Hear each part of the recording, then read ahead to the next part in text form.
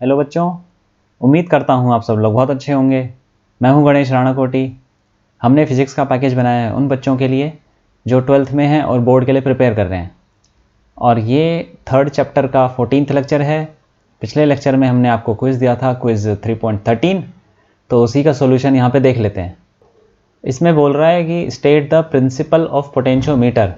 तो पोटेंशियोमीटर का प्रिंसिपल तो हम पढ़ चुके हैं, कि एक बार दोबारा बता देता हूँ कि प्रिंसिपल ये होता है कि पोटेंशियल डिफरेंस, प्रिंसिपल यहाँ पे लिख देता हूँ, principle of potentiometer, principle of potentiometer. तो ये हम ऐसे एक्चुअली पढ़ चुके हैं, पिछले लेक्चर में ही हमने पढ़ा था। तो ये क्या बोलता है कि the potential difference, the potential difference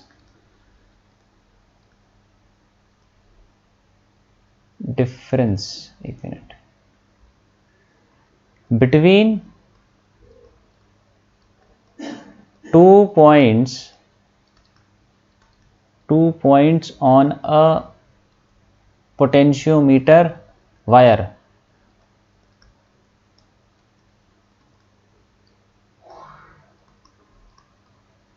is directly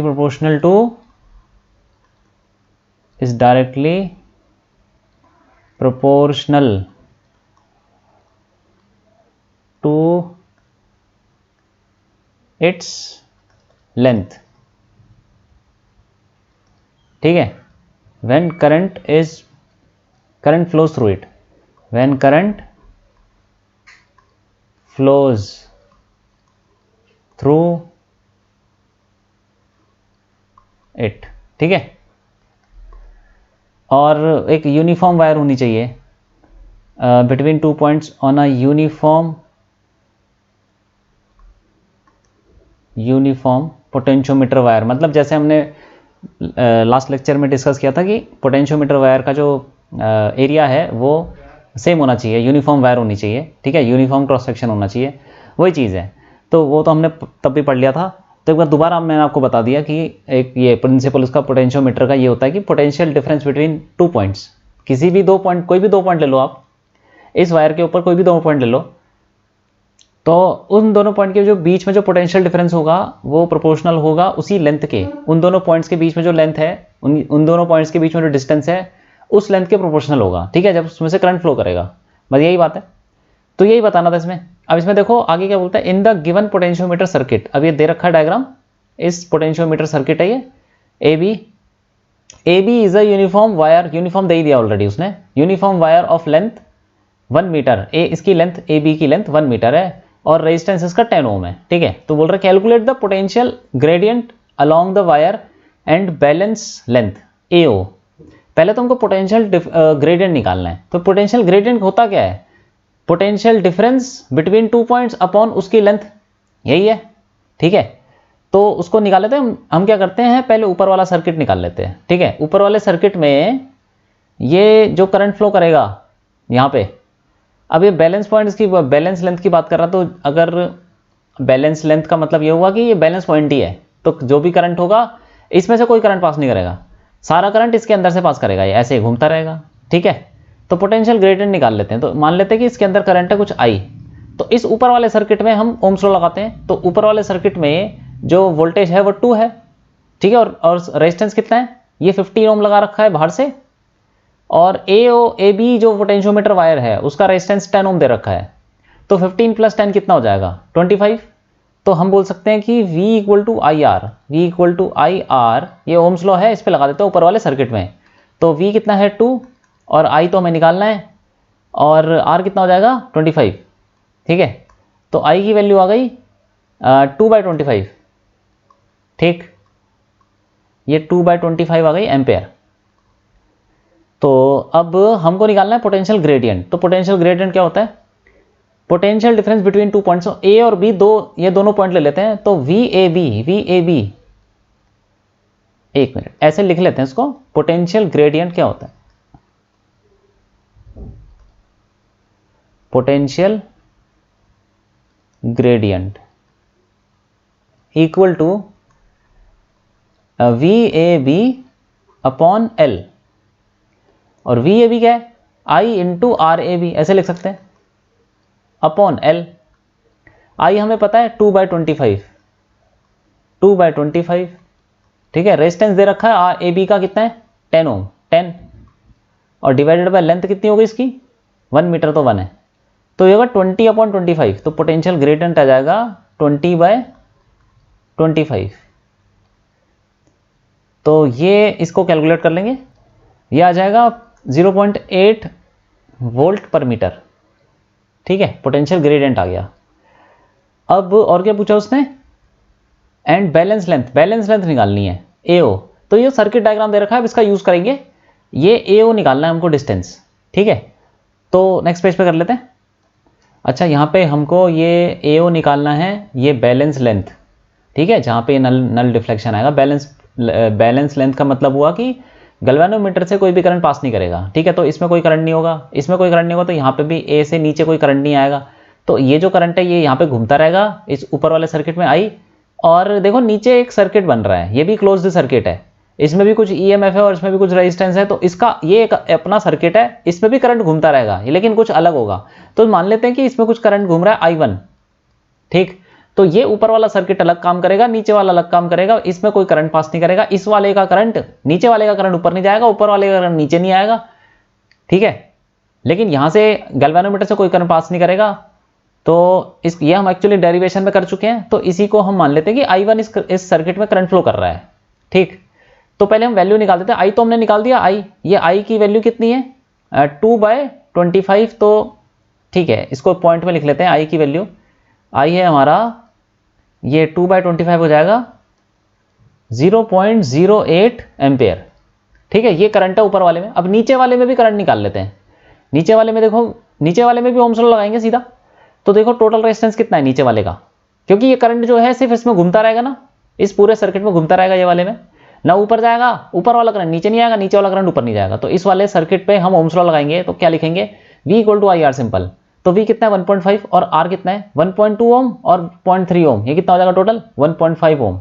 तो इसको ऐसे लिख सकते हैं, V = IR, I1 × R, ठीक है। तो I1 की वैल्यू, V कितना है इस केस में, नीचे वाले सर्किट के लिए V कितना है 1.5, और टोटल रेजिस्टेंस कितना है वो भी 1.5 है, तो ये हो जाएगा 1 एम्पियर। तो 1 एम्पियर आ गया करंट नीचे वाले सर्किट में, ठीक। अब हमें निकालना है बैलेंस लेंथ, तो उसके लिए सबसे पहले हम क्या करेंगे, ए से लेके ओ तक कितना पोटेंशियल डिफरेंस है वो निकाल लेते हैं। मान लेते हैं कि ये है x, ठीक है, तो हमको पता है VAB कितना है, VAB = I × RAB, तो VAB निकाल दें, चलो पहले VAB, पहले वो निकाल लेते हैं, पूरा पोटेंशियल डिफरेंस कितना है अक्रॉस द वायर। तो VAB को ऐसे लिख सकते हैं I × RAB, और RAB हमको पता है वो 10 दे रखा है, और I हमने निकाल लिया 0.08 × 10 = 0.8 वोल्ट, ठीक है, VAB आ गया। ऐसे ही VAO क्या हो जाएगा, I × RAO, तो RAO कितना है, ये इसको ऐसे लिख सकते हो आप, I की वैल्यू कितनी है 0.08 × ρx/a, क्योंकि हमें रेजिस्टेंस नहीं पता तो हम ρx/a लिख सकते हैं, ठीक है। और यहाँ पे हम VAB को एक और लिख सकते हैं, VAB जैसे जान लो, ये VAB = I × RAB था, तो I कितना है 0.08 × RAB को लिख सकते हैं ρl/a, ठीक है। अब इन दोनों को डिवाइड कर लें, डिवाइड कर लेंगे तो क्या आ जाएगा, VAO/VAB = डिवाइड करेंगे तो देखो ये 0.08 कट गया, ρ/a सब कट जाएगा, तो x/l। इसको हम डायरेक्टली भी यूज कर सकते हैं, कोई बड़ी बात नहीं है, ये पोटेंशियल ग्रेडियंट ही है, मतलब पोटेंशियल ग्रेडियंट जो होता है ना पूरे पोटेंशियोमीटर में वो सेम रहता है। तो मैं ऐसे भी लिख सकते हैं कि VAO/ उसकी लेंथ x, ये पोटेंशियल ग्रेडियंट हो गया, = VAB/ उसकी लेंथ। तो पोटेंशियल ग्रेडियंट पूरी तार पे बराबर होता है, ठीक है, अगर तार यूनिफॉर्म है, यूनिफॉर्म क्रॉस सेक्शन है, पोटेंशियल ग्रेडियंट बराबर रहता है, तो पोटेंशियल ग्रेडियंट कांस्टेंट है, = कांस्टेंट बोल सकते हैं इसको। तो इसी का यूज किया हमने, डायरेक्ट भी यूज कर सकते हैं, लेकिन मैं आपको थोड़ा सा बता दिया कि कैसे हम डिराइव कर सकते हैं इसको, ठीक है। ये कांस्टेंट और ये ही पोटेंशियल ग्रेडियंट।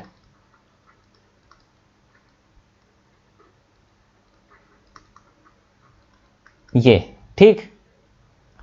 तो अब हमें पता है VAB की वैल्यू 0.8 है, तो VAO कितना हो जाएगा, VAO equal to 0.8x upon L की वैल्यू तो 1 है, तो ये 0.8x हो गया। ठीक है, VAO आ गया 0.8x। अब देखते हैं, एक तो हमारा यहां से आ गया VAO 0.8x ऊपर से, एक हम नीचे वाले रास्ते से भी जा सकते हैं, A से जाएंगे O तक नीचे वाले रास्ते से, क्योंकि हमको क्या करना है, हमें x निकालना है ना, तो हम पोटेंशियल डिफरेंस एक तो हमने ऊपर से दे दिया, एक नीचे से भी देख सकते हैं। तो यहां से शुरू करते हैं, O तक चलते हैं नीचे वाले रास्ते से, इस वाली लाइन से चलते हैं, ये प्लस हो जाएगा, ये माइनस हो जाएगा बैटरी का। तो कैसे लिखेंगे, VA, और जब यहां से आगे जाएंगे तो करंट के ऑपोजिट डायरेक्शन में जा रहे हैं, तो क्या आएगा प्लस IR। ठीक है, और उसके बाद जब बैटरी से जाएंगे तो कितना हो जाएगा, -1.5। तो ऐसे लिख लेते हैं उसको, VA प्लस I1 इंटू ये कितना रेजिस्टेंस था उसका ऊपर वाले का 1.2। ठीक है, फिर आगे बढ़ेंगे तो बैटरी में हम प्लस से माइनस जा रहे हैं, तो -1.5 आएगा, और उसके बाद सीधा हम पहुंच जाएंगे O पे, क्योंकि बीच में पोटेंशियल ड्रॉप तो कुछ हो नहीं रहा, क्योंकि इसके अंदर करंट 0 है। ठीक है, गैल्वानोमीटर में, तो ये आएगा -1.5 इक्वल टू VO। ठीक है, I1 सबकी वैल्यू डाल देते हैं, तो VA कितना हो जाएगा, VA I1 कितना हमारा 1, वो तो 1 है, plus 1.2 minus 1.5 equal to VO। तो ये कितना आ गया, VA माइनस VO कितना हो जाएगा, ये इक्वल टू 0.3 हो गया, 0.3 वोल्ट। और यही हमारा VAO हो जाएगा, VAO का मतलब VA माइनस VAO। ठीक है, VA माइनस VO को VAO ही बोलते हैं। तो अब देखो इन दोनों को बराबर कर देते हैं, ये जो हमारा 0.3 आया है VAO, उसको यहां डाल देते हैं इस वाली इक्वेशन में। तो देखो 0.3 इक्वल टू 0.8x, ऐसे लिख सकते हैं। तो x की वैल्यू कितनी आ जाएगी, ये 3/8 आ जाएगी, 3/8 मीटर ये आ गया। और इसको हम सॉल्व करेंगे तो ये आ जाएगा 0.375 मीटर या फिर 37.5 सेंटीमीटर। तो ये हमारा x आ गया, और यही उसने पूछा था कि बैलेंस लेंथ कितनी होनी चाहिए इस वाले पोटेंशियोमीटर के अंदर। तो हमने देखो बेसिक फॉर्मूला लगाया, हमने क्या किया है, ऊपर वाले सर्किट में अलग करंट निकाला, उससे फिर पोटेंशियल डिफरेंस निकाला A और O के बीच में, फिर नीचे वाले सर्किट में अलग करंट निकाला, और फिर उसमें पोटेंशियल डिफरेंस निकाला A और O के बीच में नीचे से, और दोनों को फिर इक्वेट कर दिया, तो x की वैल्यू आ जाएगी। ठीक है, तो ऐसे हो गया हमारा क्वेश्चन। अब तो ये और तो कुछ नहीं करना इसमें, और तो कुछ नहीं पूछा, देख लेते हैं, हाँ यही है। तो ये हो गया हमारा क्वेश्चन। अब आगे बढ़ते हैं, अब लेक्चर शुरू करते हैं। हम प्रीवियस ईयर के क्वेश्चंस कर रहे हैं, और 34 क्वेश्चन हम कर चुके हैं। आगे बढ़ते हैं, 35th क्वेश्चन करते हैं। इसमें 2 पार्ट हैं, पहला पार्ट देखते हैं, ए पार्ट। इसमें बोल रहा है एक्सप्लेन ब्रीफली हाउ, ये क्वेश्चन ये दिल्ली 2016 में पूछा गया है। तो इसमें बोल रहा है कि explain briefly how Kirchhoff's rules are justified. तो कैसे किरचॉफ्स जो रूल्स हैं, हमें पता है कि 2 किरचॉफ्स के रूल्स हैं, वो कैसे जस्टिफाइड हैं वो बताना है हमको। तो पहला पार्ट में हमको ये बताना है कि किरचॉफ्स रूल्स कैसे जस्टिफाइड है। तो देखो पहला रूल होता है किरचॉफ्स का, किरचॉफ्स रूल्स क्या है।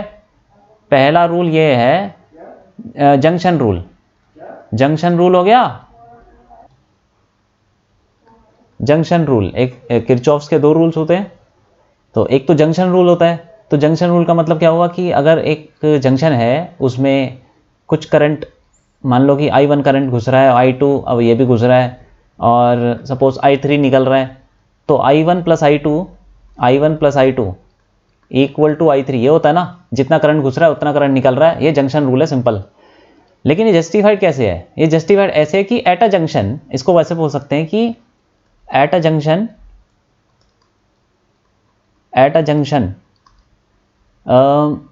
Charge can not accumulate, charge यहाँ पे स्टोर नहीं हो सकता, मतलब रुक नहीं सकता, चार्ज फ्लो करता रहेगा।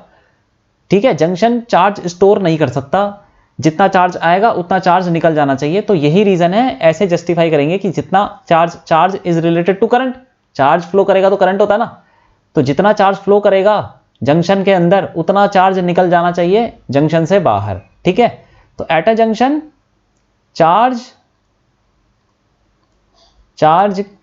Can not accumulate. ठीक है, यही रीजन है बस, कि चार्ज यहां पे एक्यूमुलेट नहीं हो सकता, इकट्ठा नहीं हो सकता, जितना आएगा उतना निकल जाएगा। तो यही जैसे ऐसे बोल सकते हैं कि ये जस्टिफाइड है, जंक्शन रूल ऐसे जस्टिफाइड है कि चार्ज एक्यूमुलेट नहीं हो सकता जंक्शन पे। ठीक, और दूसरा रूल होता है हमारा, इनका होता है किरचॉफ्स का दूसरा रूल है लूप रूल। लूप रूल क्या होता है? ये होता है कि किसी भी सर्किट के अंदर जो पोटेंशियल डिफरेंस का सम है पूरे लूप में वो जीरो होता है। ठीक है, तो ये कैसे जस्टिफाइड होगा? ये ऐसे जस्टिफाइड होगा कि जब हम पोटेंशियल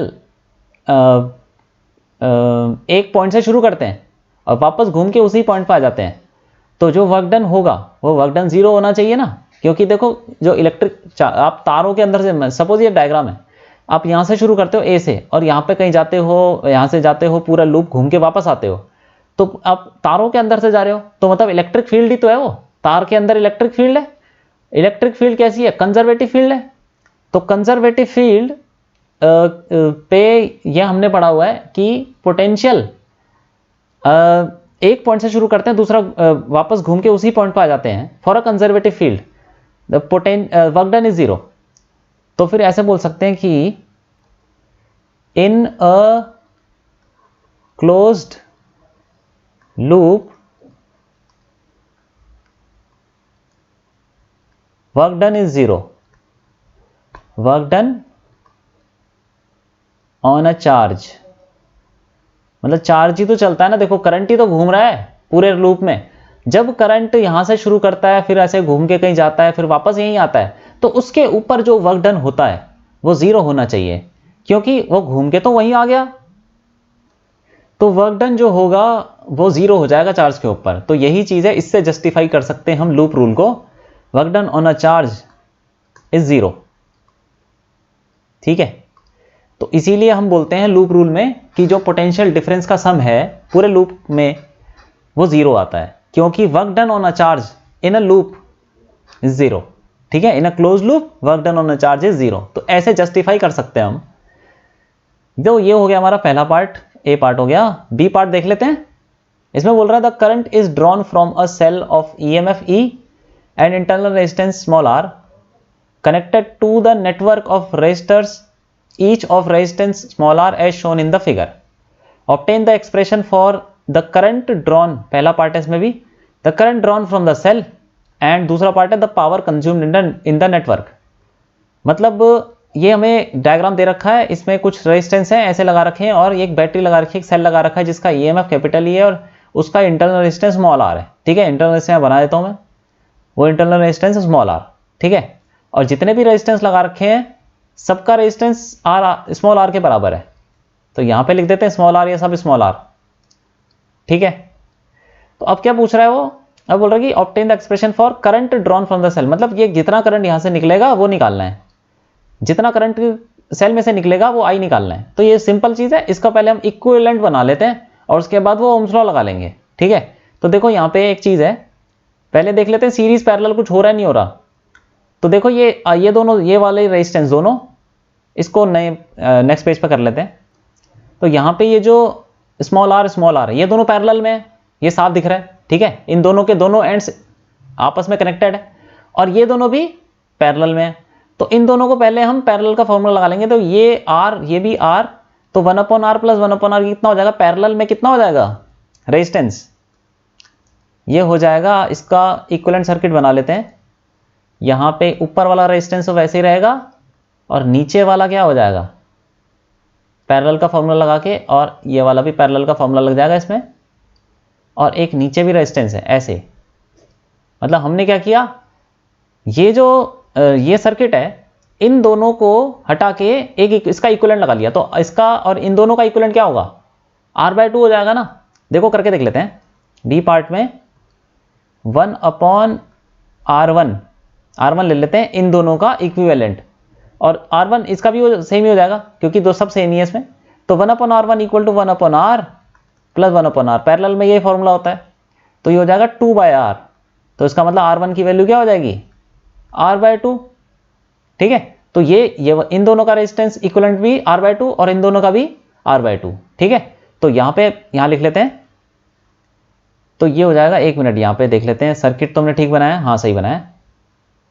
तो ये R/2 और ये भी R/2, और ऊपर वाला तो R ही था और नीचे वाला भी R था, और इससे हमने बैटरी जोड़ी हुई है जिसका EMF E है और उसका इंटरनल रेजिस्टेंस स्मॉल r है। ठीक है, तो ये बात हो गई। अब इसको भी सिंप्लीफाई करते हैं, ये दोनों सीरीज में है, तो इसका इक्विवेलेंट क्या बन जाएगा, ऐसे बन जाएगा R, और ये सीरीज में तो सीधा ऐड होते हैं, तो R/2 प्लस R/2। इसमें तो फॉर्मूला लगाने की जरूरत नहीं है क्योंकि देखो सीधा ही तो प्लस करना है। R/2 प्लस R/2 R हो जाएगा, ये तो R हो गया, और नीचे वाला तो R ही है।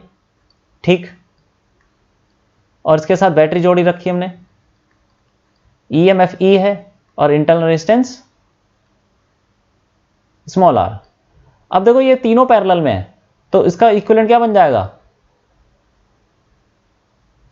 तीनों पैरेलल में हैं तो उसको हम ऐसे लिख सकते हैं 1/R2 equal to 1/R plus 1/R plus 1/R। तो ये कितना हो गया, 3/R। तो R2 की वैल्यू क्या हो जाएगी, R/3। तो ये एक्चुअली R/3 हो गया। ठीक है, R/3, और साथ में बैटरी जोड़ रखी है, वो तो वैसी ही होगी, उसका इंटरनल रेजिस्टेंस है। तो इस सर्किट को हम छोटा करते गए और यहां तक पहुंच गए, E और R। अब ये दोनों रेजिस्टेंस फिर सीरीज में होंगे, तो R प्लस R/3 क्या हो जाएगा, 4R/3।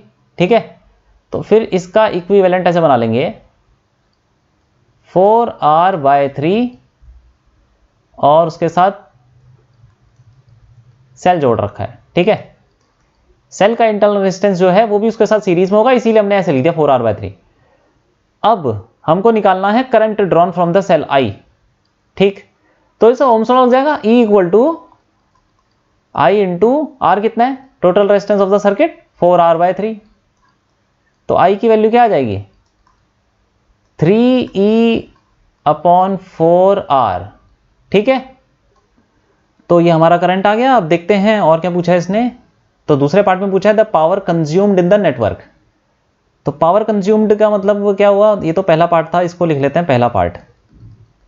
तो दूसरा B का पहला पार्ट है, B का दूसरा पार्ट क्या हो जाएगा, power consumed in the network. तो पावर कितना कंज्यूम होगी, P इक्वल टू I²R। ठीक है, I²R फॉर्मूला होता है, लेकिन यहाँ पे सोचने वाली बात है कि R क्या लगाना है हमको, कौन सा रेजिस्टेंस लेना है। तो देखो इसने क्या पूछा, क्या है, इसने पूछा power consumed in the network, मतलब नेटवर्क मतलब ये वाली चीज, ये जो भी दे रखा है, इसके अंदर से कितनी पावर डिसिपेशन होगी, पावर कितनी कंज्यूम होगी इस वाले नेटवर्क में।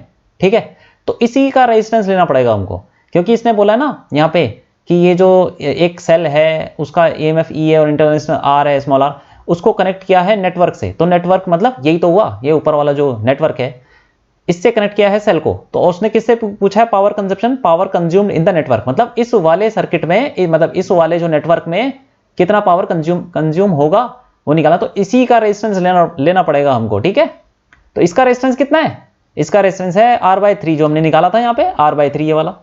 ठीक है, ये R/3 है, ये R इसमें ऐड नहीं करना, यहाँ 4R/3 नहीं लेना, क्योंकि 4R/3 तो टोटल हो जाएगा पूरा सर्किट का रेजिस्टेंस, लेकिन हमको नेटवर्क का ही रेजिस्टेंस लेना, क्योंकि उसने पूछा है power consumed in the network. तो ये जो R है एक्चुअली कितना हो जाएगा, I²R, ये हो जाएगा R/3, ये वाला लेना है नेटवर्क का रेजिस्टेंस।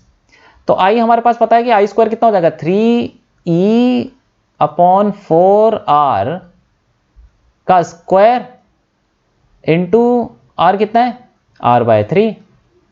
ठीक है, तो इसको सॉल्व कर लेंगे, ये आ जाएगा, देखो ये स्क्वायर है ना, यहाँ पे खोल लेंगे इसको, 9E²/16R² into R/3। R cut गया, 3 से कट जाएगा, 3 बच जाएगा, तो कितना आ जाएगा, 3E² अपॉन 16R। तो ये आ गया power consumption in the network. अगर पूछा होता power consumption in the circuit, मतलब पूरे सर्किट में कितनी पावर कंज्यूम हो रही है, तब यहाँ पे जो हमें R लेना पड़ता वो पूरा ही लेना पड़ता 4R/3, ठीक है। लेकिन नेटवर्क पूछा है कि नेटवर्क में कितनी पावर कंजप्शन हो रही है, तो हमें सिर्फ नेटवर्क का रेजिस्टेंस लेना पड़ेगा, ठीक है। तो ये हो गया हमारा सेकंड पार्ट। तो ये हो गया हमारा क्वेश्चन। अच्छा, इसमें एक चीज और है, एक चीज मैं बताना भूल गया। ये जिसमें हम जंक्शन किरचॉफ रूल्स के बोलते थे ना, ऐसे देखे थे ना हमने कि जस्टिफाई कैसे होते हैं। तो ऐसे जस्टिफाई वो तुमने देख लिया था कि चार्ज कैन नॉट एक्यूमुलेट, और work done in a closed loop में जो वर्क डन होता है चार्ज के ऊपर वो 0 होता है। तो इसको हम एक शॉर्ट फॉर्म में ऐसे बोल सकते हैं, जंक्शन रूल है वो फॉलो करता है कंजर्वेशन ऑफ चार्ज। तो यहां से लिख देते हैं कंजर्वेशन ऑफ चार्ज, ठीक है। और जो लूप रूल है वो फॉलो करता है conservation of energy,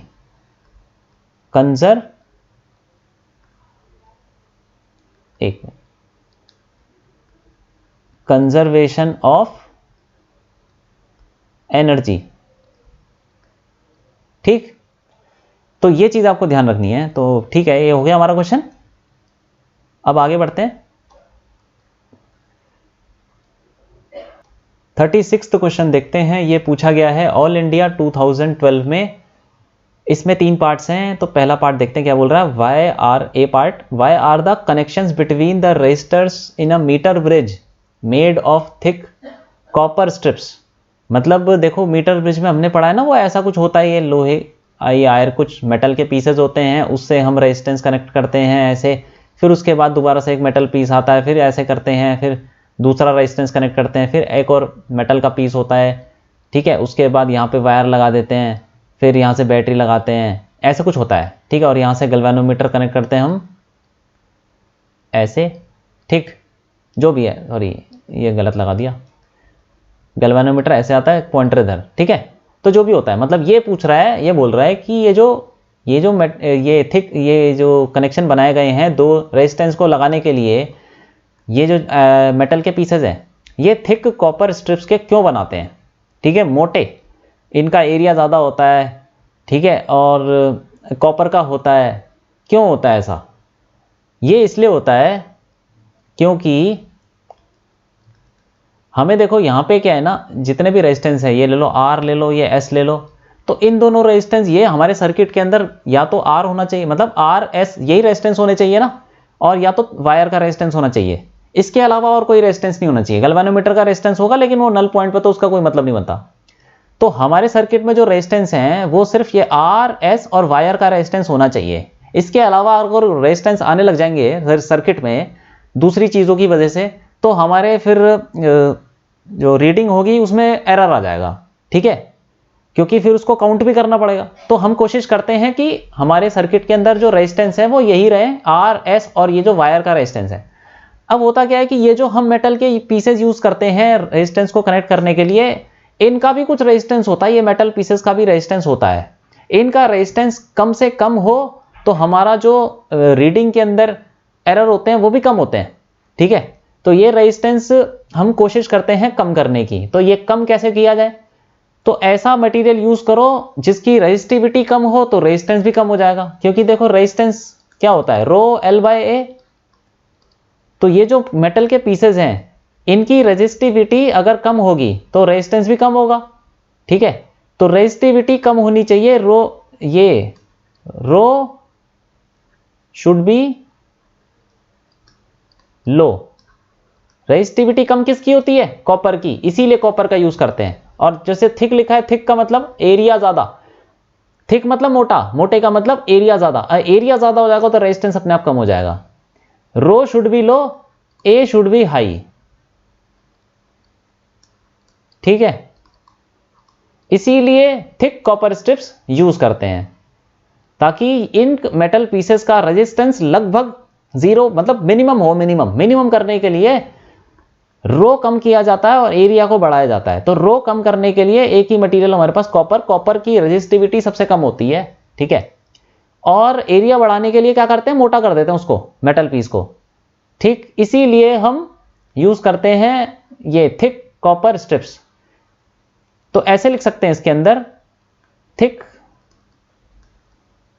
copper strips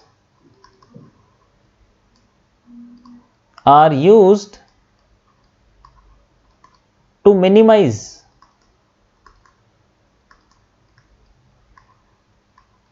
the resistance, to minimize its resistance। ठीक है, मिनिमाइज कर देंगे तो हमारे जो रीडिंग के अंदर एरर आएगा वो भी मिनिमाइज हो जाएगा। ठीक, ये वाली चीज है। तो ये हो गया हमारा पहला पार्ट। अब बी पार्ट देख लेते हैं। इसमें बोल रहा है कि why is it generally prefer to obtain the balance point in the middle of the meter bridge wire. मतलब क्यों ऐसा हम प्रिफर करते हैं कि जो बैलेंस रीडिंग आए वो मिड पॉइंट पे आ जाए, मतलब 50 सेंटीमीटर पे आ जाए। तो देखो ये थोड़ा एक्सपेरिमेंट वाला क्वेश्चन है, ये हम स्कूल में करते हैं एक्सपेरिमेंट, तो उसी से लिया गया है। इसमें सिर्फ आपको ये ध्यान रखना है कि अगर हमारा बैलेंस पॉइंट मिडिल में आए, मिडिल में आता है, तो उससे एरर हमारा कम हो जाता है। ठीक है, तो ऐसे लिख सकते हैं कि balance point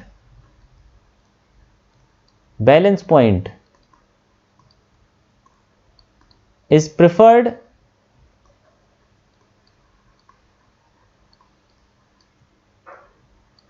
in the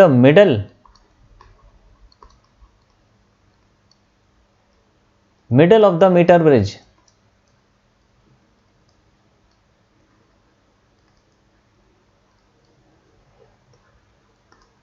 to minimize the error।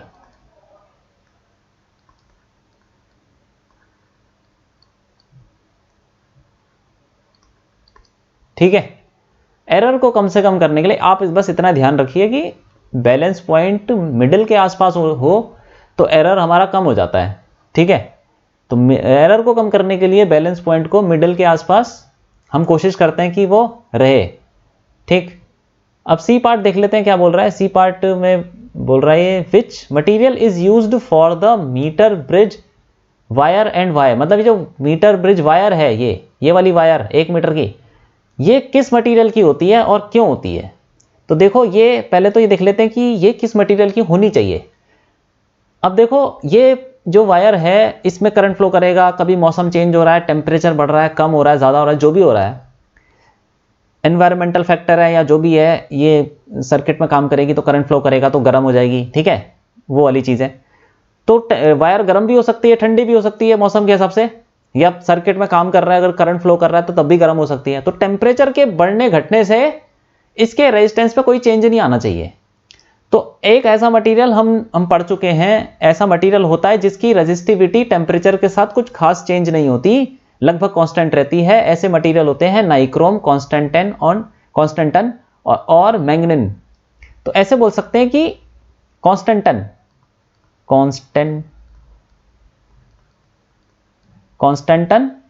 और स्लैश डाल देते हैं, कांस्टेंटन, नाइक्रोम स्लैश मैंगनीन, ये मटेरियल यूज करते हैं हम। ठीक है, ये constantan, nichrome, manganin can be used, or used ऐसे बोल सकते हैं, इज यूज्ड, इसमें से कुछ भी यूज कर लो आप। Is used for meter bridge wire because it has low coefficient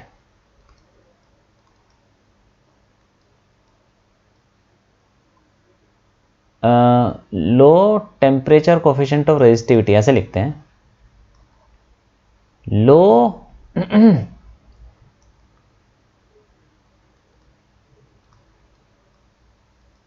temperature coefficient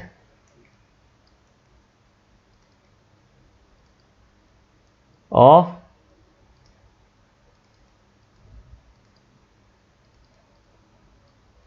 resistivity.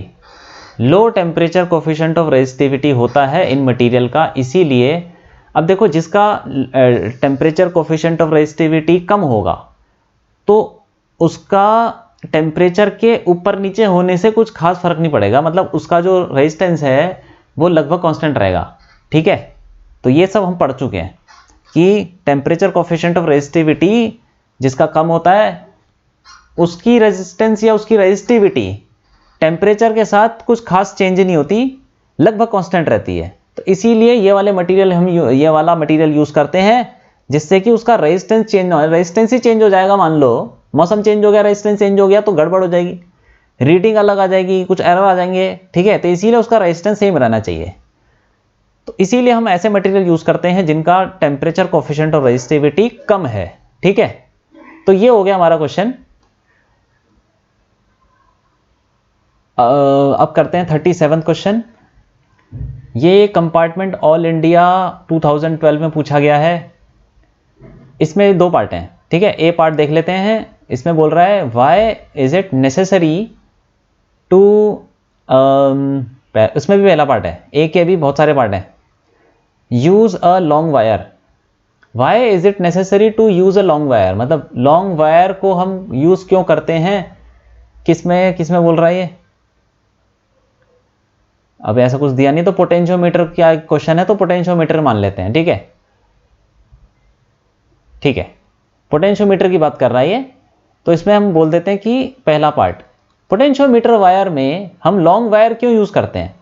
तो इसमें हम ये बोल सकते हैं कि सेंसिटिविटी क्या होती है, क्या होनी चाहिए, sensitivity should be high, sensitivity high होनी चाहिए। ये हम लास्ट लेक्चर में ये सब पढ़ चुके हैं, सेंसिटिविटी क्यों हाई होनी चाहिए, कैसे होनी चाहिए, और उसके लिए वो किस पे डिपेंड करती है सेंसिटिविटी, ये सब पढ़ चुके हैं। तो सीधा हम यहाँ पे सीधा इसका क्वेश्चन करेंगे, सेंसिटिविटी शुड बी हाई। तो उसके लिए सेंसिटिविटी होती है inversely proportional to potential gradient. तो पोटेंशियल ग्रेडियंट कम होगा तो सेंसिटिविटी ज्यादा हो जाएगी। तो पोटेंशियल ग्रेडियंट ऐसे बोल सकते हैं, potential gradient should be low.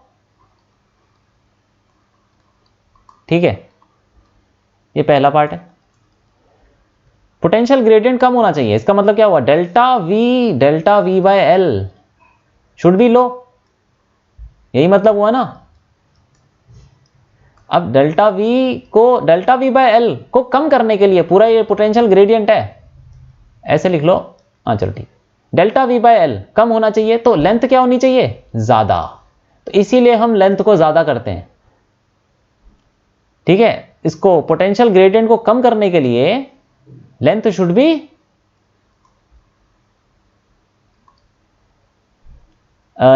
Be more.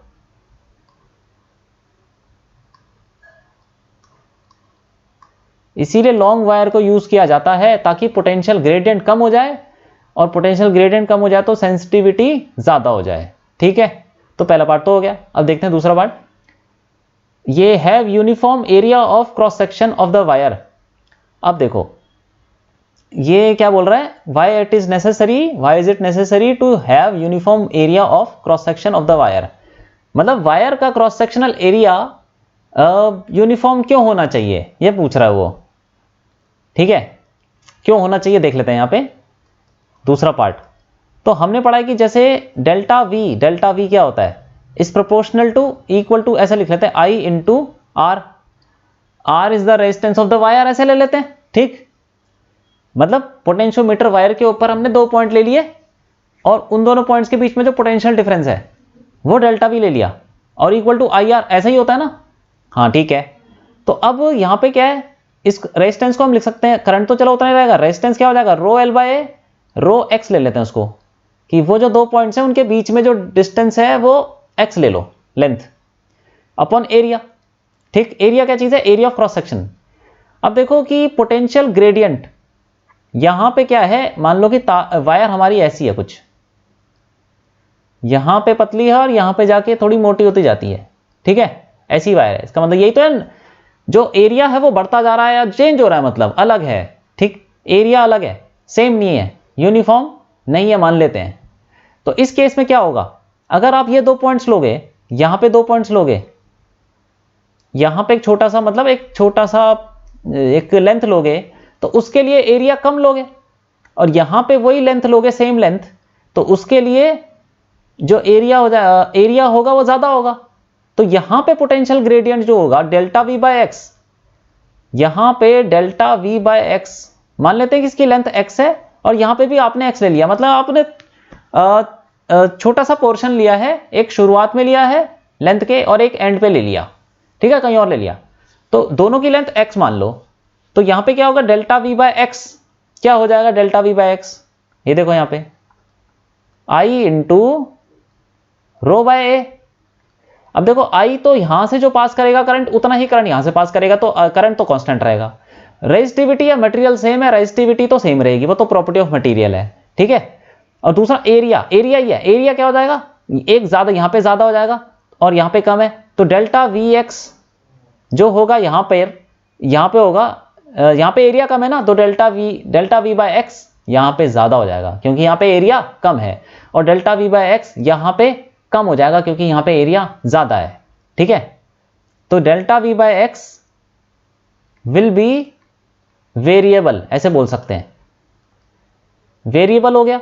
इसका मतलब क्या हुआ कि delta V is not proportional to X, ऐसे नहीं बोल सकते। तो इसका मतलब हम इस चीज को यूज नहीं कर सकते, delta V is proportional to x.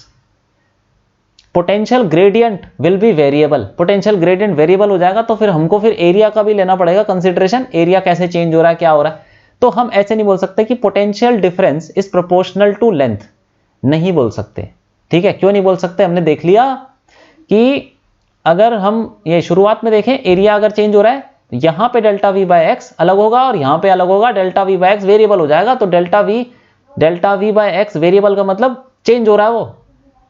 तो हमने जो प्रिंसिपल पढ़ा था पोटेंशियोमीटर का, वो क्या बोलता है कि the potential difference between 2 points is proportional to its length, तो वो तो गलत हो गया, ठीक है। तो जिस प्रिंसिपल पे पोटेंशियोमीटर काम करता है कि potential difference between 2 points is proportional to its length, वो गलत हो गया यहां पे, वो उस प्रिंसिपल पे अब ये काम नहीं करेगा। तो इसीलिए हमको क्या करना होता है कि इस वायर का क्रॉस सेक्शनल एरिया सेम रखना पड़ता है, जिससे कि potential difference between 2 points is proportional to its length, ठीक है। तो यही चीज है यहां पे। तो इसमें ऐसे लिख सकते हैं कि एरिया ऑफ क्रॉस सेक्शन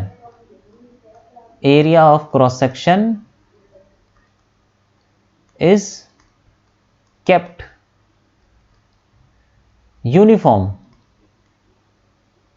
मतलब हर जगह एरिया सेम है, area of the cross section same है, कहीं भी ले लो आप, शुरू में ले लो, बाद आखिरी में ले लो। Area of cross section is kept uniform to get constant potential gradient, ठीक है।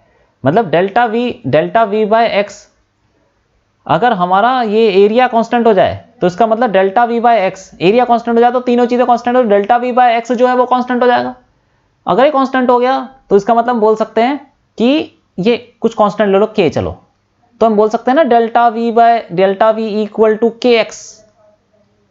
तो अब ये डेल्टा वी ऐसे यहां पे मत लिखो, कंफ्यूजन हो जाएगा, ऐसे ही बता देता हूं आपको मैं।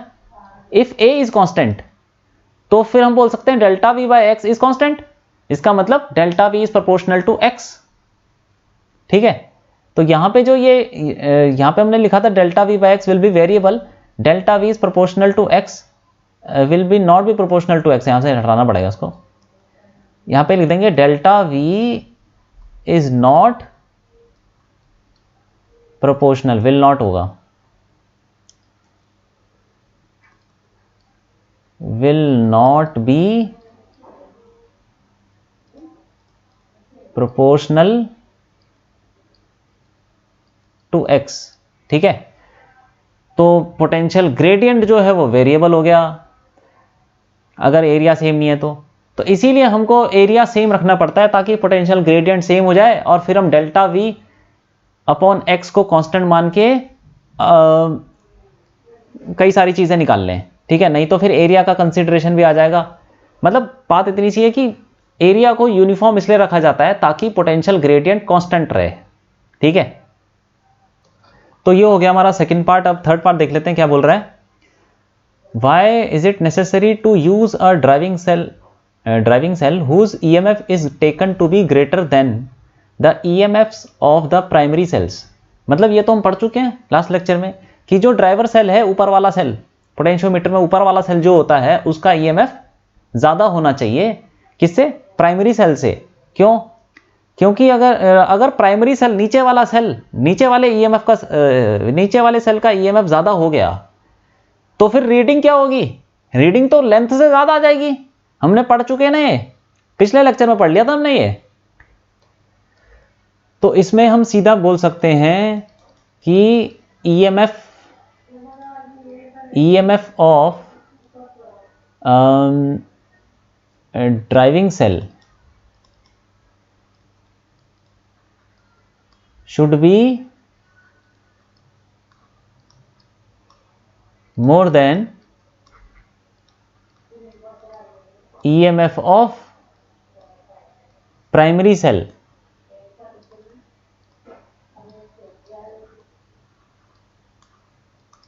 to get balance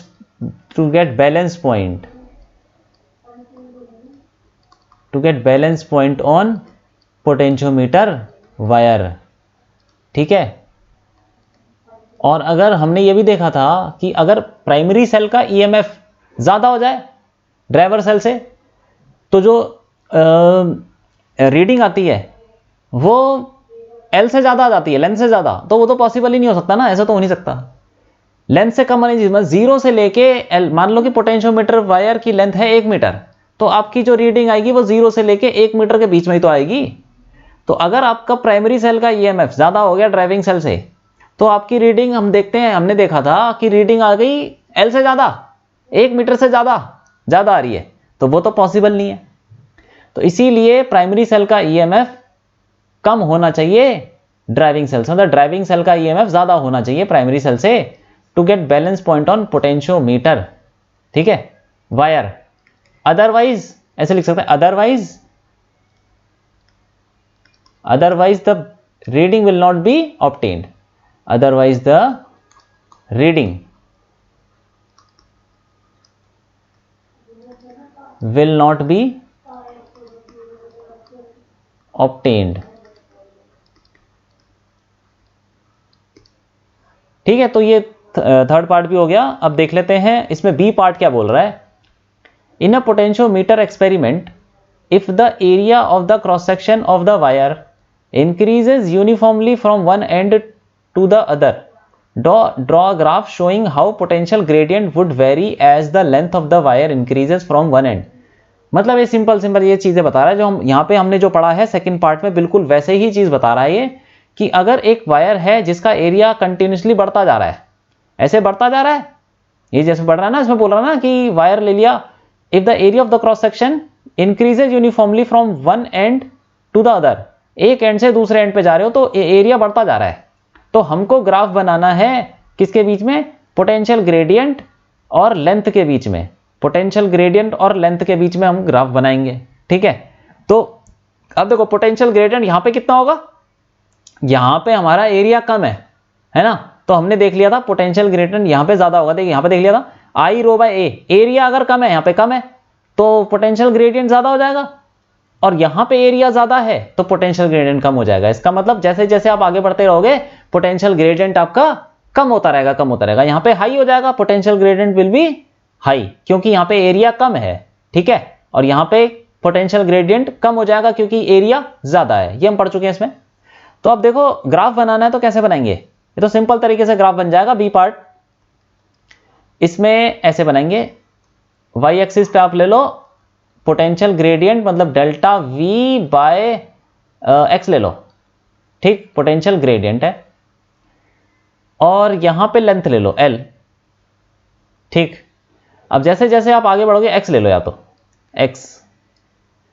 तो जैसे जैसे आप आगे बढ़ोगे वैसे वैसे पोटेंशियल ग्रेडियंट कम होता रहेगा, तो ऐसा होता रहेगा। तो ये ग्राफ हम बना सकते हैं, ऐसा होगा ग्राफ कुछ, ठीक है, कि पोटेंशियल ग्रेडियंट कम होता जाएगा। हमने पढ़ा है ना, एक एंड पे पोटेंशियल, एक एंड पे जो एरिया है वो कम है तो पोटेंशियल ग्रेडियंट बहुत ज्यादा होगा, दूसरे एंड पे एरिया ज्यादा है तो पोटेंशियल ग्रेडियंट कम हो जाएगा। तो ऐसा कुछ ग्राफ होगा उसके बीच में, ठीक है। और इनवर्सली प्रोपोर्शनल है ना, एरिया के एरिया जो है यहाँ पे नीचे आ रहा है ना, तो इसका मतलब तो लीनियर ग्राफ नहीं होगा, थोड़ा कर्व ग्राफ होगा। Delta V by X, area जैसे जैसे चेंज होगा एरिया बढ़ता रहेगा तो डेल्टा वी बाय एक्स कम होता रहेगा, ठीक है। वो तो थोड़ा कर्व में आएगा क्योंकि एरिया नीचे आ रहा है, ठीक है। तो ये हो गया हमारा बी पार्ट भी हो गया। तो ये हो गया हमारा क्वेश्चन। यहां पे ये जो वेरिएबल है ना एक्स, इसको ले लेते हैं एल, थोड़ी कंफ्यूजन हो जाएगा नहीं तो, क्योंकि डेल्टा वी बाय एक्स का मतलब हुआ कि ये जो एक्स है इस छोटे से एलिमेंट की लेंथ है, और वो उसी से ग्राफ वो भी एक्स एक्सिस कैसे बन जाएगा, मतलब उसके वर्सेस ये डेल्टा वी बाय एक्स का मतलब ये हुआ कि छोटा सा एलिमेंट तुमने लिया जिसकी लेंथ तुमने एक्स ले ली, ठीक है।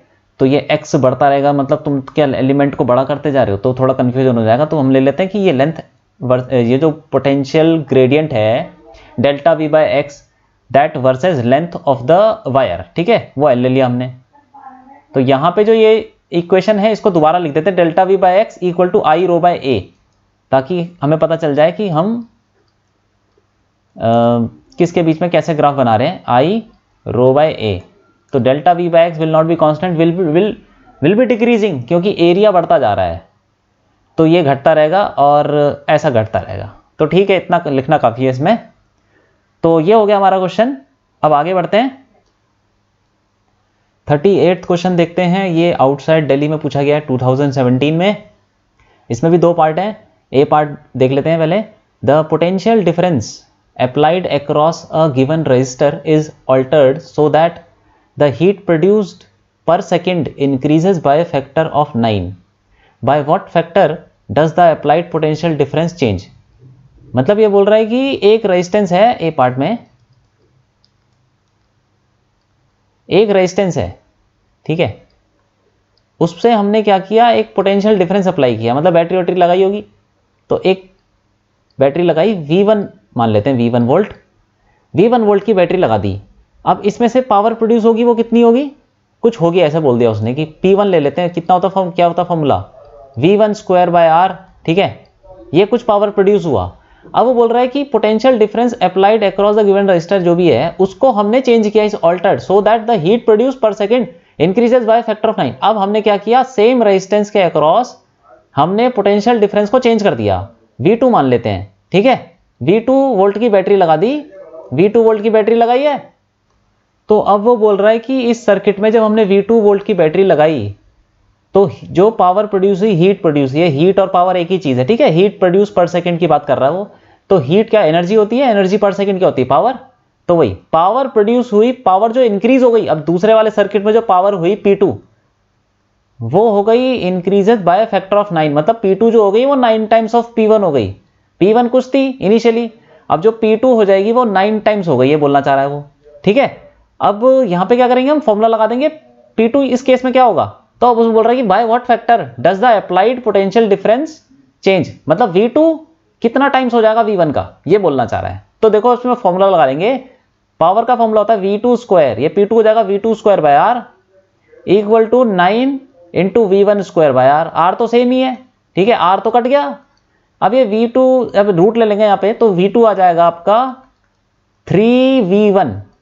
तो इसका मतलब पता चल गया कि जो उसने पूछा है about what factor does the applied potential difference change, तो उसमें बोल देंगे 3, the potential difference will increase by a factor of 3।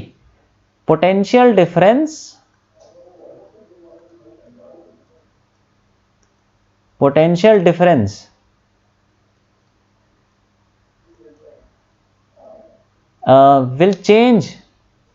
Will increase, ऐसे लिख लेते हैं, will increase by a factor of 3, ठीक है, 3 टाइम्स हो जाएगा, मतलब सिंपल सी बात ये है। तो ये हो गया हमारा पहला पार्ट। अब दूसरा पार्ट देख लेते हैं। बी पार्ट इसमें बोल रहा है इन द फिगर शोन, ये फिगर दी हुई है, an ammeter A and a resistor of 40 नहीं है 4 ओम होगा, इसको ठीक कर लेते हैं। हाँ अब ठीक है। तो इसमें बोल रहा है कि an ammeter A and a resistor of 4 ohm are connected to the terminals of the source, मतलब ये बैटरी से जोड़ दिया, ये सोर्स बोल रहा है उसको, सेल को, ठीक है। EMF of the source is 12 volt, ये सेल है, इसका ईएमएफ 12 वोल्ट दे रखा है। हैविंग इंटरनल रेजिस्टेंस 2 ओम, तो उसका इंटरनल रेजिस्टेंस भी दे रखा है, यहाँ पे इंटरनल बना देते हैं, इंटरनल रेजिस्टेंस भी दे रखा है 2 ओम, ठीक है। अब बोल रहा है calculate the voltmeter and ammeter readings. तो देखो सिंपल सा क्वेश्चन है, हमें सबसे पहले एमीटर की रीडिंग निकाल लेते हैं कि एमीटर से ये इस सर्किट में जितना करंट होगा वही रीडिंग एमीटर की होगी। एमीटर क्या बताता है? करंट इन द सर्किट, मतलब जहां पे एमीटर जोड़ा होता है उसी तार में करंट बताता है। तो हम क्या करेंगे, इस सर्किट में करंट निकाल देंगे, और इस सर्किट में ये वोल्टमीटर के अंदर कोई भी करंट फ्लो नहीं करेगा, क्योंकि वोल्टमीटर का रेजिस्टेंस बहुत ज्यादा होता है, इतना ज्यादा होता है कि उसके अंदर करंट नेग्लिजिबल जाता है, ठीक है। आइडियल वोल्टमीटर के अंदर कोई भी करंट नहीं जाएगा, तो हम यहाँ पे आइडियल मान लेंगे दोनों को, एमीटर को भी आइडियल मान लेंगे और वोल्टमीटर को भी आइडियल मान लेंगे। वोल्टमीटर का रेजिस्टेंस बहुत ज्यादा होता है, इसीलिए उसके अंदर कोई करंट नहीं जाता। एमीटर का रेजिस्टेंस लगभग 0 होता है, बहुत कम होता है, इसीलिए उसके लगाने से इस सर्किट पर कुछ खास फर्क नहीं पड़ेगा। रेजिस्टेंस जो होगा टोटल वो लगभग उतना ही रहेगा जितना पहले था, 2 + 4 6, ठीक है। एमीटर का रेजिस्टेंस लगभग 0 मानेंगे, आइडियल एमीटर का रेजिस्टेंस 0 होगा, आइडियल वोल्टमीटर का रेजिस्टेंस इनफाइनाइट होता है, ठीक। तो इसके अंदर कोई करंट नहीं जाएगा वोल्टमीटर में, और जितना भी करंट होगा वो यहाँ घूमता रहेगा, ठीक है ऐसे। तो अब बी पार्ट में देख लेते हैं, यहाँ पे ये सिंपल सी चीज है, ओम्स लॉ लगा देंगे। बैटरी का ईएमएफ, सेल का ईएमएफ है 12 वोल्ट, और उसका सर्किट का टोटल रेजिस्टेंस है 2 + 4, तो 6 ओम। तो सिंपल यहाँ पे हो जाएगा बी पार्ट में V = IR, ठीक है। ये ओम्स लॉ लगाना है, तो V कितना है, ईएमएफ 12, ये E लिख लेते हैं चलो, E = IR। तो E 12 दे रखा है, I × R कितना है 2 + 4, तो 6 हो गया। I की वैल्यू आ गई 2 एम्पेयर, ठीक है। ये आ गया हमारा, जो करंट इसमें फ्लो करेगा यहाँ पे ऐसा, ये वाला करंट फ्लो करेगा, और यही करंट एमीटर के अंदर चला जाएगा। तो ऐसे बोल सकते हैं reading of ammeter, reading of ammeter क्या हो जाएगी, reading of ammeter is 2 ampere, मतलब जितना करंट एमीटर में घुसेगा वही उसकी रीडिंग होगी, ठीक। अब हम देखते हैं कि हमें वोल्टमीटर की भी रीडिंग निकालनी है। तो वोल्टमीटर किसके अक्रॉस लगा हुआ है, सेल के अक्रॉस। तो सेल के अक्रॉस जो पोटेंशियल डिफरेंस होगा वही उसकी रीडिंग हो जाएगी वोल्टमीटर की, ठीक, क्योंकि वोल्टमीटर को हमने सेल के अक्रॉस लगाया हुआ है। तो सेल के अक्रॉस जो पोटेंशियल डिफरेंस होगा वही उसकी वोल्टमीटर की रीडिंग होगी। और देखो सेल क्या हो रहा है, चार्ज हो रहा है कि डिस्चार्ज हो रहा है, डिस्चार्ज हो रहा है, क्योंकि करंट इसमें से निकल रहा है। तो हमें पता है कि पोटेंशियल डिफरेंस की इक्वेशन क्या होती है across the cell, V = E - IR, ये होता है potential difference across a cell when the cell is discharging, ठीक है, जब करंट उसमें से बाहर निकल रहा होता है। तो यही इक्वेशन हम लगा के V की पोटेंशियल डिफरेंस आ जाएगा अक्रॉस द सेल, तो यहाँ पे वैल्यू रख देंगे, ये 12 है, माइनस I कितना है, I की वैल्यू 2 है, इंटरनल रेजिस्टेंस कितना दे रखा है इसने 2 ओम, तो यहाँ पे 2 डाल देंगे, ये यहाँ पे 2 आ जाएगा। तो कितना हो गया 12 - 4 8 वोल्ट। तो वो रीडिंग ऑफ जितना potential difference across the cell होगा वही रीडिंग हो जाएगी वोल्टमीटर की। तो reading of voltmeter will be कितनी 8 वोल्ट, इज 8 वोल्ट, ठीक। तो ये हो गया हमारा बी पार्ट, सिंपल। तो ये हो गया हमारा क्वेश्चन। अब आगे बढ़ते हैं, 39th क्वेश्चन देखते हैं। ये कंपार्टमेंट दिल्ली में पूछा गया है 2016 में। इसमें बोल रहा है what does the term end error in a meter bridge circuit mean and how it is it corrected. मतलब वही चीज बता रहा है, एंड एरर मतलब वही स्ट्रिप्स की वजह से मीटर ब्रिज में हमने पढ़ा ना, ये मेटल के स्ट्रिप्स होते हैं, इनसे हम रेजिस्टेंस जोड़ते हैं ऐसे, थिक कॉपर स्ट्रिप्स, ये रेजिस्टेंस हमने जोड़ दिया, ठीक है, ये मेटल के स्ट्रिप्स हैं। तो इनकी वजह से ये इनका भी कुछ, अब देखो ये वायर जोड़ दी और यहाँ पे बैटरी लगा दी।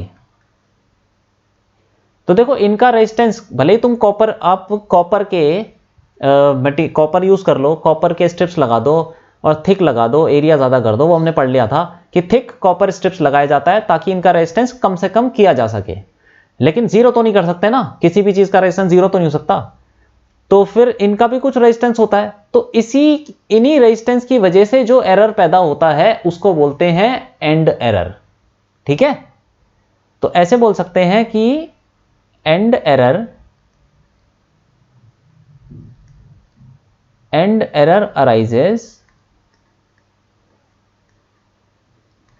Due to the resistance of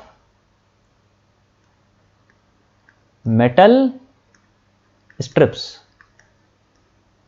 ये जो मेटल की स्ट्रिप्स हैं इनका कुछ रेजिस्टेंस होता है, इनका कुछ रेजिस्टेंस है, वो भी पार्टिसिपेट करने लग जाएगा सर्किट के अंदर, और उसकी वजह से जो एरर आएगा उसको बोलते हैं एंड एरर। ठीक है, ये हो गया। तो अब बोल रहा है कि कैसे करेक्ट किया जा सकता है। अब देखो ये एक्सपेरिमेंट वाला सवाल है, कैसे करेक्ट कर सकते हैं। अब ये चीज मैंने आपको पहले बताई थी, एक चीज बताई थी कि बैलेंस पॉइंट को यहां पे गैल्वेनोमीटर लगा रखा है, ऐसे मान लो ये, तो ये गैल्वेनोमीटर ये जो लगाया हुआ है, ये जो नल पॉइंट है इसको हम मिड पॉइंट पे लाके एडजस्ट करें तो हमारा जो एरर है वो कम हो जाता है। तो ऐसे बोल सकते हैं दिस इट इज करेक्टेड और this error can be minimised. ऐसे बोल सकते हैं it is corrected bye adjusting the balance point. अब बैलेंस पॉइंट को एडजस्ट कैसे कर सकते हैं, ये वैल्यू चेंज करनी पड़ेगी हमको, आर एस। ठीक है, ये सब वैल्यू थोड़ी थोड़ी ऐसी चेंज करनी पड़ेगी जिससे कि बैलेंस पॉइंट यहां पे आ जाए बीच में। तब हम बोल सकते हैं कि उस पॉइंट पे जो एरर आ रहा होगा ड्यू टू मेटल स्ट्रिप्स वो कम से कम होगा। ठीक है, ऐसे ही करेक्ट किया जाता है। ये थोड़ा सा प्रैक्टिकल वाला क्वेश्चन है तो आपको थोड़ा ऐसे ही ध्यान रखना है, लेकिन जब आप स्कूल में प्रैक्टिकल करोगे तो वहां पे सीख लोगे कि कैसे इसको ठीक किया जाता है। ठीक है, it is corrected bye adjusting the balance point at the middle of the potentiometer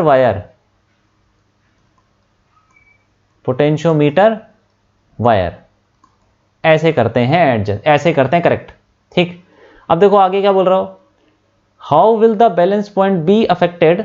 balance point पे क्या फर्क पड़ेगा if the positions of the battery and galvanometer are interchanged in a meter bridge experiment, give reason for your answer. अब देखो ये हम already 2-3 question में पढ़ चुके हैं कि अगर हम बैटरी और गैल्वेनोमीटर को इंटरचेंज कर दें तो बैलेंस पॉइंट पे कोई फर्क नहीं पड़ने वाला। ठीक है, तो इसमें ऐसे लिख लेंगे, if battery and galvanometer are interchanged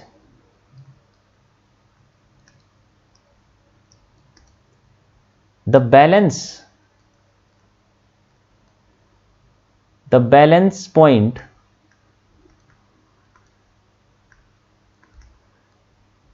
will not be affected। उस पर कोई फर्क नहीं पड़ेगा, जितनी बैलेंस पॉइंट जो रीडिंग पहले आ रही थी गैल्वेनोमीटर और बैटरी को इंटरचेंज करने के बाद भी वही रीडिंग से वही रीडिंग आएगी। ठीक है, विल नॉट बी अफेक्टेड। और ये सब हम पढ़ चुके हैं पहले ही कि उसको हम इंटरचेंज करके देख सकते हैं। आपको अगर वो देखना है कि कैसे, ये वो 2-3 क्वेश्चन आप देख लो जो हमने किए हैं। यहाँ पे बार बार वही रीजन बता के कोई फायदा नहीं है, आप ये चीज वहां पे जाके देख सकते हो, कोई बड़ी बात नहीं है। ठीक है, सर्किट को कैसे हम सिंपल बनाते हैं और देख लेते हैं कि वो जो व्हीटस्टोन वाली कंडीशन है वो तब भी सेटिस्फाई होती है। अगर गैल्वेनोमीटर और बैटरी को हम इंटरचेंज कर भी दें तो व्हीटस्टोन वाली कंडीशन फिर भी वहां पे लगती है। व्हीटस्टोन वाली कंडीशन यहाँ पे वो सेटिस्फाई करता है, इसीलिए हम बोल सकते हैं कि दोनों को इंटरचेंज कर देंगे तो भी कोई फर्क नहीं पड़ेगा वो वैसे ही काम करता रहेगा, रीडिंग वही आएगी। ठीक है, तो ये हो गया हमारा क्वेश्चन। इस क्वेश्चन में ये जो रीजन बोला ना, give reason for your answer, तो इसमें लिख सकते हो आप कि the balance point will not be affected because, एक मिनट, because condition of Wheatstone bridge is still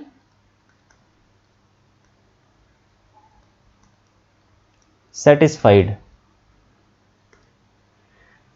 तब भी व्हीटस्टोन ब्रिज की जो कंडीशन है वो सेटिस्फाई होगी, मतलब अपोजिट वालों का जो प्रोडक्ट है वो तब भी लगेगा। ठीक है, ऑपोजिट वाले जो रेजिस्टेंस है उनका प्रोडक्ट। ठीक, तो यहां पे ऐसे लिख लेते हैं, ये L1 है और ये L2 है मान लो, और ये R है, ये S है, तो R into L2 equal to S into L1, ये कंडीशन तब भी लगेगी अगर आप गैल्वेनोमीटर और बैटरी को इंटरचेंज कर दोगे। ठीक, तो ये रीजन है इसका। तो ये हो गया हमारा क्वेश्चन। अब आगे बढ़ते हैं। तो ये लेक्चर हो गया यहाँ पे खत्म, और क्विज 3.114 आपके लिए, आप इसको करिए और इसका सॉल्यूशन हम करेंगे इसी लेक्चर में, क्योंकि ये चैप्टर भी यहाँ पे खत्म हो गया है। ठीक है, तो इस क्विज को देख लेते हैं। यहाँ पे ये क्या बोल रहा है, in the two electric circuit shown in the figure determine the reading of ideal ammeter and ideal voltmeter. ये तो सिंपल है, ऐसा क्वेश्चन तो हम कर चुके हैं। तो इसमें दो सर्किट दे रखे हैं, दोनों सर्किट में हमको क्या निकालनी है, रीडिंग बतानी है एमीटर और वोल्टमीटर की कितनी होगी। ठीक है, तो देखो एक ये वाला सर्किट लेते हैं पहले, ए वाला सर्किट। इसमें एक ये सेल है जिसका ईएमएफ दे रखा है 6 वोल्ट और उसका इंटरनल रेजिस्टेंस है 1 ओम, और यहाँ पे दूसरा सेल है जो कि ऑपोजिट डायरेक्शन में जोड़ रखा है। ठीक है, ये थोड़ा ध्यान से देखिए आप कि ये पॉजिटिव है इधर और ये नेगेटिव है, और तो यहाँ पे क्या है, ये नेगेटिव है और ये पॉजिटिव है, ऐसा कुछ ऐसा जोड़ रखा है। अब इसमें क्या है, हमको एमीटर की रीडिंग मतलब करंट बताना है। सिंपल, इसमें ले लेते हैं I1। तो पहला पार्ट, पहली वाली ये सर्किट डायग्राम देख लेते हैं। इसमें हमको पहले करंट निकाल लेते हैं, वही रीडिंग होगी एमीटर की इसमें। ठीक, तो पहले करंट कैसे निकालेंगे, इसका पहले देख लेते हैं। यहां से चलते हैं, यहां से शुरू करते हैं, एक पॉइंट ले लेते हैं ABCD। ठीक है, लूप रूल लगा देते हैं, कोई बात नहीं, वैसे तो सिंपल तरीके से भी कर सकते हैं लेकिन कोई बात नहीं। ठीक है, लूप रूल यहां से स्टार्ट करते हैं। A से B जाएंगे तो कोई पोटेंशियल ड्रॉप नहीं होगी क्योंकि इसका कोई रेजिस्टेंस होता ही नहीं है एमीटर का। फिर B से C जाओगे तो आप बीच में आएगा ये EMF 9 वोल्ट का, माइनस से प्लस जा रहे हो तो लूप ऐसे लिख देते हैं, लूप ABCDA, इस लूप पे चल रहे हैं। तो A से B गए तो कुछ नहीं हुआ, तो B से C जाओगे तो बीच में बैटरी आ जाएगी, ये सेल आ जाएगा 9 वोल्ट का, तो माइनस से प्लस जा रहे हो तो प्लस आएगा +9। और उसके बाद करंट की डायरेक्शन में जा रहे हो।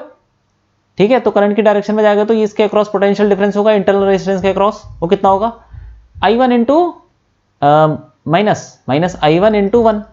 ठीक, और उसका C तक पहुंच गया, C से D कुछ नहीं होगा, और D से जब आप A की तरफ जाओगे तो पहले आएगा रेजिस्टेंस 1 ओम का, और उस पर भी लगाओगे आप करंट की डायरेक्शन में जा रहे हो तो माइनस I1 इंटू 1। ठीक, और उसके बाद ये माइनस से प्लस जा रहे हो, बैटरी है तो यहां पे आ जाएगा प्लस इक्वल टू 0। ये हो गया।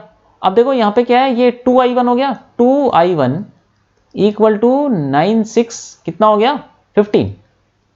तो I1 की वैल्यू आ गई 7.5 एम्पियर।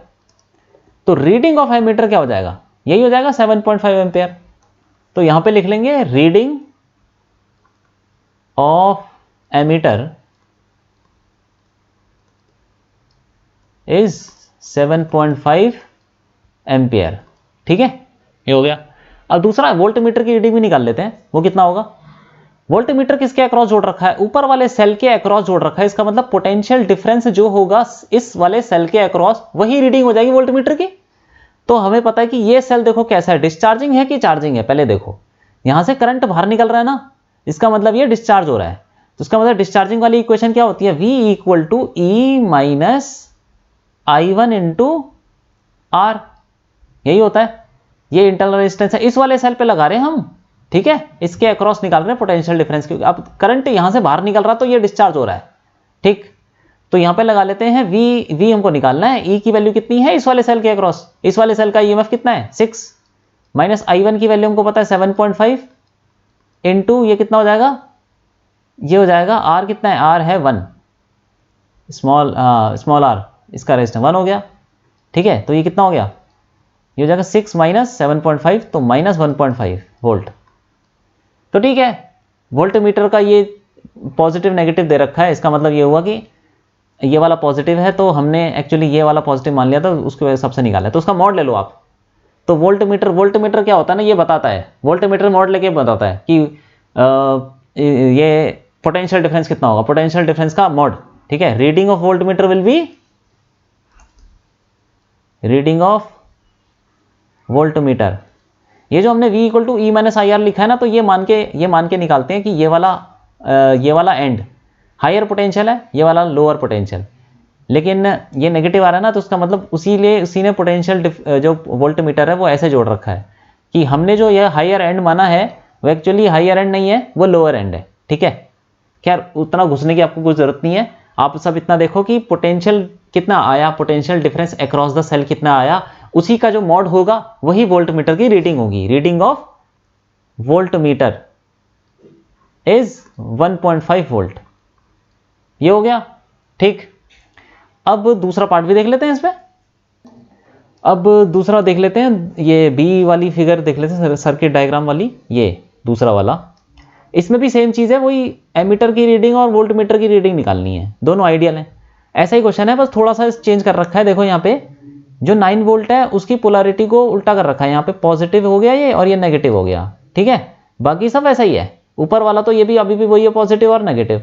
ठीक, तो अब यहाँ पे बी पार्ट में देख लेते हैं। बी पार्ट के लिए, बी वाली फिगर के लिए वही सेम लगा लेते हैं, ए बी सी डी ले लेते हैं, ए बी सी डी ए, ये लूप ले लेते हैं और इसमें मान लेते हैं करंट फ्लो कर रहा है I2 मान लेते हैं। अब ये ए बी सी डी चल रहे हैं। ठीक है, हम तो कैसे करेंगे, ए से बी जाएंगे, कुछ नहीं होगा, कुछ है ही नहीं, पोटेंशियल डिफरेंस अक्रॉस एमीटर तो कुछ नहीं है क्योंकि उसका रेजिस्टेंस ही नहीं है कुछ। और बी से सी जाओगे तो देखो करंट के ऑपोजिट डायरेक्शन में जा रहे हो, लेकिन यहाँ पे पहले बैटरी मिली तो बैटरी प्लस से माइनस जा रहे हो तो -9 आएगा। तो इसमें लिखेंगे loop A B C D A, उसमें ए से बी जाएंगे कुछ नहीं होगा, बी से सी जाएंगे तो फिर पहले बैटरी आएगी, प्लस से माइनस जा रहे तो -9 आएगा। ठीक है, ये आ गया -9। अब उसके बाद ये इंटरनल रेजिस्टेंस है और करंट के ऑपोजिट डायरेक्शन में जा रहे हैं तो प्लस IR आएगा, प्लस I2 इंटू 1। ठीक है, ये सब इक्वेशन लगाना हमने सीखा है, प्लस I2 इंटू 1। उसके बाद कहाँ जाएंगे, यहाँ पे C से D जाएंगे कुछ नहीं होगा, और D से A जाएंगे तो फिर करंट के ऑपोजिट डायरेक्शन में जा रहे हैं तो करंट, ये इंटरनल रेजिस्टेंस के अक्रॉस पोटेंशियल डिफरेंस की क्या हो जाएगा, प्लस I2 इंटू 1। और उसके बाद माइनस से प्लस जा रहे हैं तो +6 आएगा, तो ये आ जाएगा प्लस I2 इंटू 1 और फिर +6 इक्वल टू 0। ठीक, तो ये देखो 2I2 कितना हो जाएगा, 2I2 इक्वल टू, ये आ गया आपका 3, तो I2 की वैल्यू 1.5 एम्पेयर आ गई। ठीक है, तो रीडिंग ऑफ एमीटर क्या हो जाएगा, reading of ammeter is 1.5 ampere. ठीक है, अब दूसरा ये है वोल्ट मीटर की रीडिंग निकालने के लिए, ये वोल्ट मीटर किसके अक्रॉस जोड़ रखा है, ऊपर वाले सेल पे ही जोड़ रखा है, तो ऊपर वाले सेल के अक्रॉस पोटेंशियल डिफरेंस की इक्वेशन लगा लेते हैं और उसके बाद उसको वही रीडिंग हो जाएगी वोल्ट मीटर की। अब देखो यहाँ पे पोटेंशियल डिफरेंस की इक्वेशन लगाने से पहले ये देखो कि ये सेल चार्ज हो रहा है कि डिस्चार्ज हो रहा है।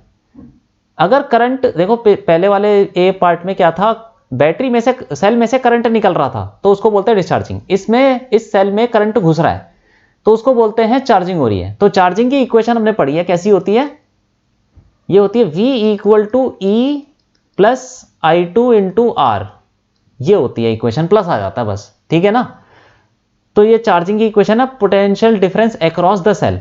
तो V इक्वल टू यही निकालना है, E की वैल्यू कितनी है, E तो 9 ही है, ये 9 है, देख लेते क्या, नहीं 6 है, E 6 है और I2 में पता है 1.5 है, आ गया, ये 6 प्लस 1.5 इंटू 1, ये कितना आ गया 7.5 वोल्ट। तो इसीलिए potential difference across the cell आ गया 7.5 वोल्ट। तो रीडिंग ऑफ वोल्ट मीटर क्या हो जाएगा, reading of volt meter is 7.5 volt. तो ये हमने देख लिया, ये हो गया हमारा क्वेश्चन, क्विज हो गया हमारा ये, और यहां पे हमारा चैप्टर खत्म हो गया। अब नेक्स्ट लेक्चर में हम शुरू करेंगे एडिशनल एक्सरसाइज के क्वेश्चन, और जो बच्चे सिर्फ बोर्ड के लिए प्रिपेयर कर रहे हैं वो उन एडिशनल एक्सरसाइज के क्वेश्चंस को स्किप भी कर सकते हैं, ये हमने पहले ही बात कर चुके हैं। ठीक है, तो अगर आपको एडिशनल एक्सरसाइज के क्वेश्चन में इंटरेस्ट है तो आप वो कर सकते हो, लेकिन अगर आप बोर्ड के लिए प्रिपेयर कर रहे हो तो आप उसको स्किप भी कर सकते हो।